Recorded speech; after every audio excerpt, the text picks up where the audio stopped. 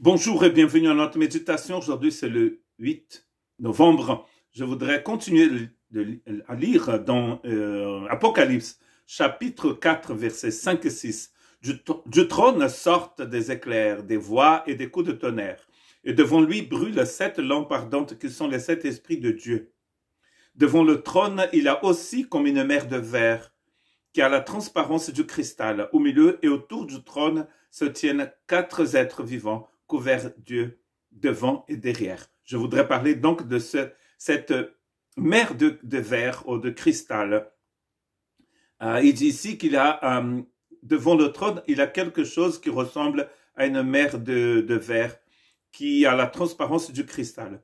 C'est la première fois que Jean nous parle donc de cette mer de verre. La deuxième fois, c'est dans le chapitre 15, verset 2. Je vis aussi comme une mer de verre mêlée de feu. Ceux qui avaient vaincu la bête, son image et le nombre de son nom étaient debout sur la mer, sur cette mer, tenant des arpes de Dieu. La mer, normalement, c'est pas très bon dans la Bible, mais ici, c'est une mer qui est belle, qui est magnifique, qui est transparente, qui est jolie et qui est devant le trône de l'agneau. Dans le deuxième texte, nous voyons que ceux qui ont vaincu la bête sont debout sur la mer. Donc, on peut imaginer que c'est pas une mer avec de l'eau, parce qu'ils sont debout.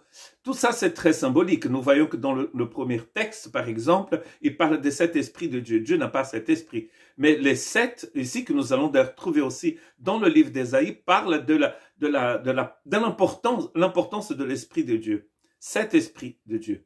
Ici, c'est la mer de cristal.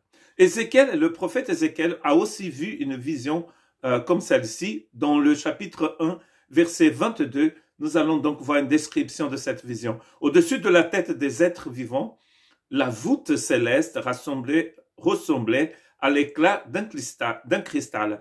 C'était impressionnant. Voilà l'étendue qu'il avait au-dessus de leur tête. Donc on voit quelque chose de transparent, de joli. Une mer, une voûte comme du cristal, cela nous parle de choses claires, belles, des choses transparentes, des choses clean, hein, comme on dit en anglais. Paul, en parlant aux Corinthiens, il dit dans le chapitre 10, chapitre 6 de la première épître de Paul aux Corinthiens, versets 10 et 11, ni les voleurs, ni les hommes toujours désireux de posséder plus, ni les ivrognes, ni les calomniateurs, ni les exploiteurs n'hériteront du royaume de Dieu. Et c'est là ce que vous étiez, certains d'entre vous, mais vous avez été lavés, mais vous avez été déclarés saints, mais vous avez été déclarés justes au nom du Seigneur Jésus-Christ et par l'Esprit de notre Dieu. Donc on voit ici que des gens qui n'étaient pas clean, des gens qui n'étaient pas transparents, sont devenus transparents grâce au sang de l'agneau. Et voilà pourquoi ils sont debout sur une mer de cristal à la fin de cette histoire, qui est la nôtre. Je ne dis pas que ces deux textes d'Apocalypse qui parlent d'une mer de verre parlent de ça, mais ce qui est sûr, ce qui est clair dans la vision du trône, c'est que tout ce qui est autour du trône brille, est transparent, est propre, est clean, est joli.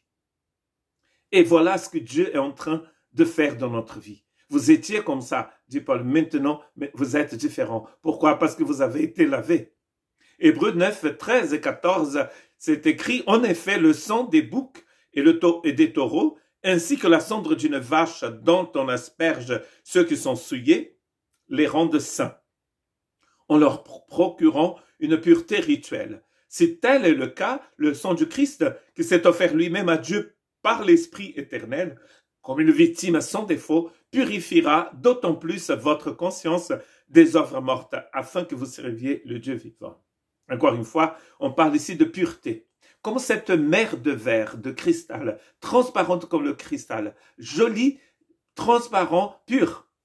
Là aussi, nous voyons que Dieu est en train de faire une œuvre de purification dans notre vie. Vous avez été sanctifiés, il dit ici. Vous étiez sales, maintenant vous êtes purs.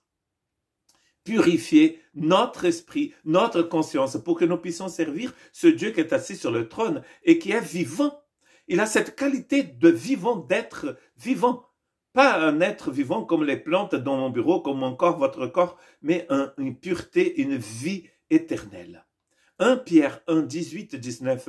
Vous le savez en effet, ce n'est pas par des choses corruptibles comme l'argent ou l'or que vous avez été rachetés de la manière de vivre dépourvue de sens que vous avez transmise à vos ancêtres, mais par le sang précieux de Christ qui s'est sacrifié comme un agneau sans défaut et sans tache. Vous avez été purifiés. C'est le message du Seigneur pour nous ce matin. Comme cette mer de verre pure, comme du cristal que Jean a vu quelque chose de semblant, parce qu'il dit, on dirait une mer de cristal. Jean avait vu la mer, mais une mer de cristal, il n'avait jamais vu, ça n'existe pas. C'était semblable, il dit dans le chapitre 15, semblable à une mer de cristal. J'ai vu quelque chose qui ressemblait à ça. Dans la présence du Seigneur, tout est pur, tout est magnifique, tout est pur comme le cristal éternel du Seigneur. Et ça, c'est notre vie, c'est votre vie, lavée dans le sang de l'agneau. Vous avez été purifiés. C'est vrai que Satan va dire, vous étiez comme ça, vous avez fait ça. Mais le Saint-Esprit vous dit ce matin, vous êtes purifiés. Vous êtes comme une mer de cristal pure. Le Seigneur est avec nous et nous purifie et nous bénit. Que Dieu vous bénisse.